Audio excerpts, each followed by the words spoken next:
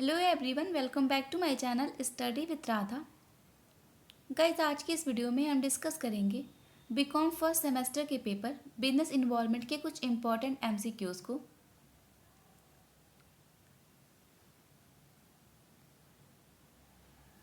First question है, liberalisation means.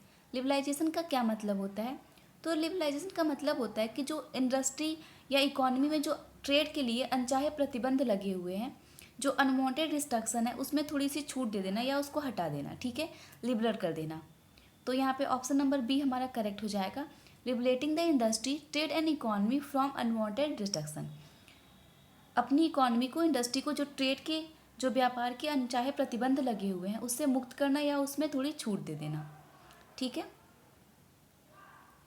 Next question है हमारा, when a company taken over another one and clearly becomes a new owner, the action is called. जब एक company किसी दूसरी company को take over कर लेती है और उसकी नई ओनर बन जाती है, तो उस एक्शन को क्या कहते हैं? तो उस एक्शन को हम एक्विजिशन कहते हैं, ठीक है। इस कहते हैं कि कंपनी का ने दूसरी कंपनी को एक्वायर कर लिया है, ठीक है। तो इसको हम इक्विजिशन ऑफ अ कंपनी कहते हैं। तो ऑप्शन नंबर हमारा ए करेक्ट हो जाएगा, इक्विजिशन।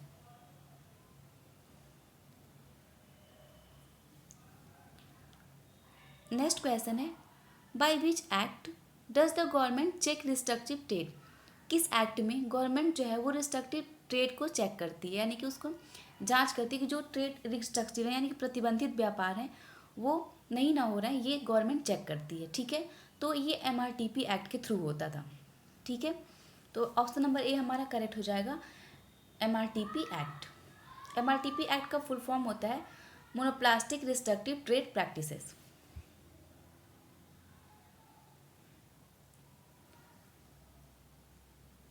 नेक्स्ट क्वेश्चन है, which among the following is not open for private sector participation. इनमें से कौन सा है जो कि प्राइवेट सेक्टर पार्टिसिपेशन के लिए ओपन नहीं है? तो वह है हमारा रेलवे। रेलवे जो है वो प्राइवेट सेक्टर के लिए नहीं है, ठीक है। रेलवे में अभी जितनी सी चीज़ें होती हैं जो भी है वो पब्लिक सेक्टर के कंट्रोल में है। तो ऑप्शन नंबर ए हमारा करेक्ट हो जाएगा, रेलवेज।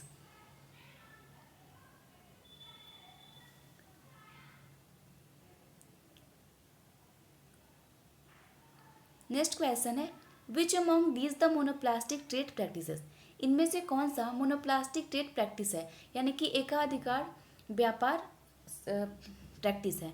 तो वह हमारा मैन्युफैक्चरिंग ओनली वन प्रोडक्ट। केवल एक प्रोडक्ट का निर्माण करना, एक प्रोडक्ट को बनाना, उसका उत्पादन करना मोनोप्लास्टिक ट्रेड प्रैक्टिस में आता है, ठीक है। तो ऑप्शन नंबर ए हमारा करेक्ट हो जाएगा।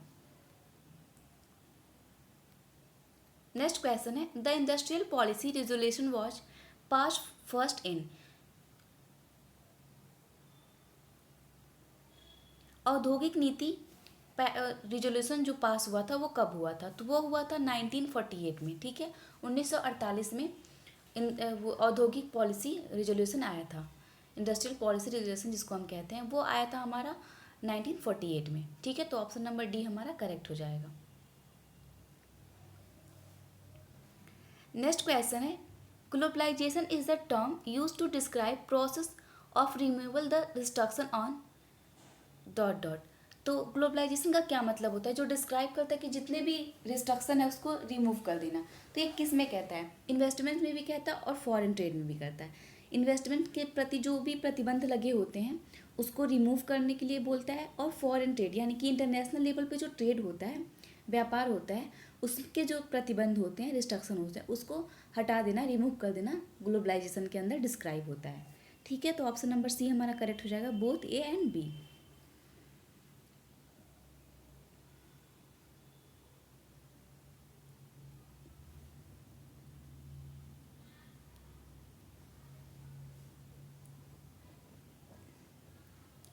नेक्स्ट क्वेश्चन है, laissez faire policy is adopted in. Laissez faire policy adopt की गई थी। तो लेजिस फेयर पॉलिसी जो है वो सोशलिस्ट इकोनॉमी सिस्टम के अंतर्गत अडॉप्ट की जाती है, ठीक है, जिसको हम कहते हैं समाजवादी अर्थव्यवस्था, ठीक है। ये समाजवादी अर्थव्यवस्था के अंतर्गत लेजिस पॉलिसी को अडॉप्ट किया जाता है। नेक्स्ट क्वेश्चन है हमारा, which one is not the main objective of physical policy in India. इनमें से कौन सा एक फिजिकल पॉलिसी यानी कि जो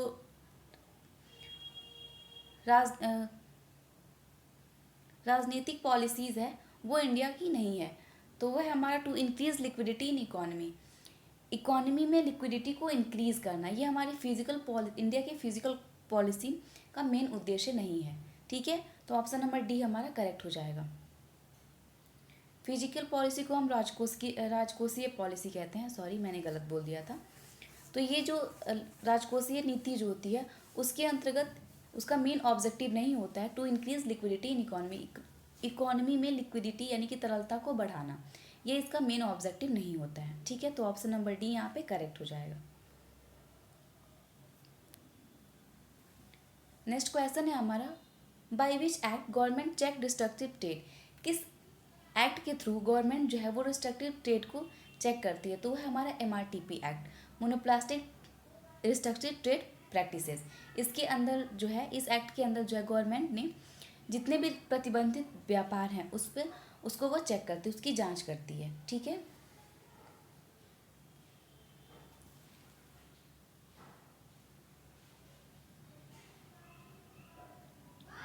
नेक्स्ट क्वेश्चन है, relaxation the restriction and control imposed on business and industry means.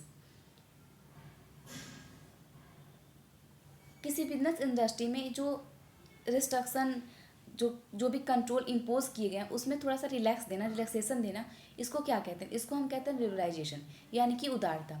जितने भी अनवांटेड रिस्ट्रिक्शन लगे होते हैं उसमें थोड़ी सी ढील देना, थोड़ा सा उसको कम करना, रिलैक्स देना, इस प्रक्रिया को हम कहते हैं लिबरलाइजेशन। ठीक है, तो ऑप्शन नंबर ए हमारा करेक्ट हो जाएगा, लिबरलाइजेशन। नेक्स्ट क्वेश्चन है, when a company taken over another one is clearly become the new owner the action is called. जब एक कंपनी दूसरी कंपनी को टेक ओवर कर लेती है और क्लियरली उसकी नई ओनर बन जाती है तो उस एक्शन को हम कहते हैं एक्विजिशन। एक्विजिशन में क्या होता है कि एक कंपनी दूसरी कंपनी को टेक ओवर कर लेती है और उसकी नई ओनर बन जाती है। ठीक है, तो इस प्रक्रिया को हम एक्विजिशन कहते हैं। लेकिन इसके ही तरह होता है मर्जर। मर्जर में क्या होता है कि दो कंपनियां मिलके एक नई कंपनी फॉर्म करती हैं। ठीक है, ऐसा नहीं होता है कि एक कंपनी दूसरी कंपनी को एक्वायर कर लिया। इसमें दो कंपनियां होती हैं मर्जर में और दोनों मिलके एक नई कंपनी बनाती हैं। ठीक है, फॉर एग्जांपल जैसे कि एक कोई कंपनी है, X company and Y company. ठीक है, तो एक्स कंपनी और वाई कंपनी मिलके एक नई कंपनी क्रिएट करेंगी जिसका नाम होगा एक्स वाई लिमिटेड। ओके, दो अलग अलग कंपनियाँ थी, X limited and Y limited, दोनों का मर्जर हो गया और एक नई कंपनी क्रिएट हो गई जिसका नाम है एक्स वाई लिमिटेड। ठीक है, तो ये मर्जर का एक्शन होता है कि दो कंपनियां आपस में मिलकर एक नई कंपनी बनाती हैं। ठीक, लेकिन लिक्विडेशन में क्या होता है कि एक कंपनी दूसरी कंपनी को पूरी तरह से उसको एक्वायर कर लेती है और उसकी नई ओनर बन जाती है। ठीक है, तो कभी भी मर्जर और एक्विजिशन में कंफ्यूज नहीं रहना है। ठीक है, मर्जर में क्या होता है कि दो कंपनियां आपस में मिलकर एक नई कंपनी बनाती हैं और एक्विजिशन में क्या होता है कि एक कंपनी दूसरी कंपनी को एक्वायर कर लेती है और उसकी नई ओनर बन जाती है। ठीक है, कोई तीसरी कंपनी का निर्माण एक्विजिशन में नहीं होता है। ठीक है,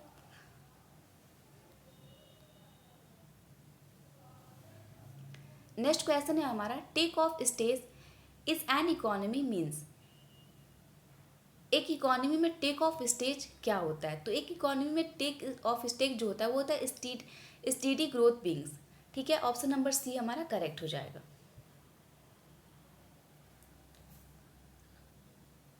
नेक्स्ट क्वेश्चन है, which of the following are the impact of government policy changes on business and industry. इनमें से कौन सा इम्पैक्ट है गवर्नमेंट का जो कि पॉलिसी बिजनेस और इंडस्ट्री पे जो गवर्नमेंट की पॉलिसी चेंजेस का इम्पैक्ट पड़ता है वो कौन सा है? तो इंक्रीज कंपटीशन बढ़ जाती है, नीड ऑफ चेंज की जो परिवर्तन की आवश्यकता हो जाती है, डिमांडिंग कस्टमर के डिमांड भी बढ़ जाते हैं। तो ये सारी चीज़ें जो है वो इम्पैक्ट डालती हैं। तो ऑप्शन नंबर डी हमारा करेक्ट हो जाएगा, all of the above. Next question है हमारा, which of the following is not a feature of business environment. इनमें से कौन सा बिजनेस इन्वायरमेंट का फीचर नहीं है? तो यहाँ पे कंटिन्यूअस जो है वो बिजनेस इन्वायरमेंट का फीचर नहीं है। ठीक है, फर्स्ट ऑप्शन कह रहा है हमारा इंटर रिलेटेड एलिमेंट। ये बिजनेस इन्वायरमेंट का ही फीचर है, इंटर रिलेटेड एलिमेंट होते हैं इसमें। Dynamic in nature, business environment जो होता है वो हमेशा चेंज होता रहता है, तो ये डायनेमिक नेचर का होता है। थर्ड है कॉम्प्लेक्सिटी, इसमें ज़्यादा ये जटिल होता है, कॉम्प्लेक्स होता है, तो ये भी बिजनेस इन्वायरमेंट का ही एक फीचर है। लेकिन कंटिन्यूअस जो है वो बिजनेस इन्वायरमेंट का फीचर नहीं है। तो ऑप्शन नंबर डी हमारा यहाँ पे करेक्ट हो जाएगा, कंटिन्यूअस। नेक्स्ट क्वेश्चन है हमारा, which of the following are the dimension of the business environment, इनमें से कौन सा बिजनेस इन्वायरमेंट का डायमेंशन है। तो economic and social, technological and economical, legal and social, ये सारे जो है बिजनेस इन्वायरमेंट के ही डायमेंशन है। ओके, तो यहाँ पे करेक्ट ऑप्शन होगा हमारा option number D, all of the above.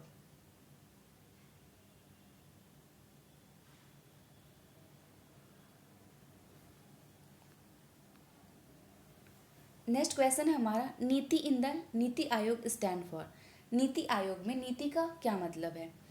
तो नीति आयोग में नीति का फुल फॉर्म होता है national institute for transforming India. ठीक है, ये नीति आयोग का फुल फॉर्म है। नेक्स्ट क्वेश्चन है हमारा, the economic survey in published by, economic survey जो होता है वो पब्लिश्ड होता है, किसके द्वारा पब्लिश किया जाता है।